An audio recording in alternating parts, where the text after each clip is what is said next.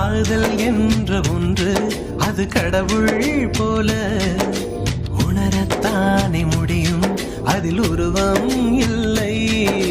காயம் கண்ட இதயம் ஒரு குழந்தை போல வாயை மூடி அழுமே, சொல்ல வார்த்தை இல்லை.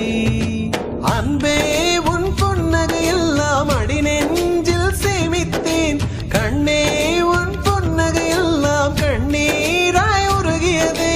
வெள்ளை சிரிப்புகள் உன் தவறா, அதில் கொள்ளை போனது என் தவறா?